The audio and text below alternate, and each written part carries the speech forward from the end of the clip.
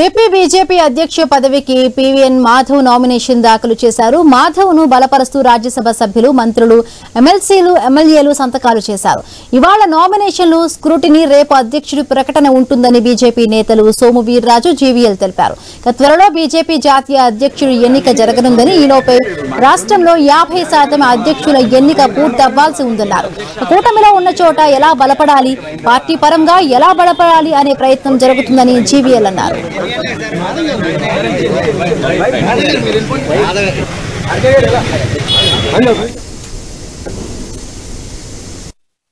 Party ఆలోచించి ఒక నిర్ణయాన్ని తీసుకోవడం జరిగింది రాష్ట్ర అధ్యక్షుడి విషయంలో. ఈ నిర్ణయం కూడా ఈవేళ రాష్ట్రంలో ఉన్నటువంటి రాజకీయ పరిస్థితులకు అనుగుణంగా తీసుకున్నటువంటి నిర్ణయం.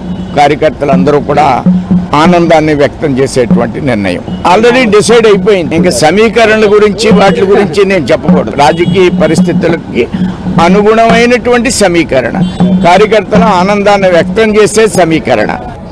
Thank you. 14 రాష్ట్రాల్లో భారతీయ జనతా పార్టీ రాష్ట్ర అధ్యక్షులు ఎన్నుకోవటం జరిగింది. ఈ రోజు రేపు మరొక 14 రాష్ట్రాల్లో రాష్ట్ర అధ్యక్షుల ఎంపిక, రాష్ట్ర అధ్యక్షుల ఎన్నిక ప్రక్రియ కొనసాగుతోంది. అందులో భాగంగానే 2 తెలుగు రాష్ట్రాల్లో కూడా ఈ రోజు రేపు ఈ ప్రక్రియ సాగుతోంది. ఈ ప్రక్రియలో భాగంగా ఇక్కడ ఆంధ్రప్రదేశ్ రాష్ట్ర అధ్యక్షుడి ఎన్నికకు సంబంధించి నామినేషన్ ప్రక్రియ పూర్తవటం జరిగింది.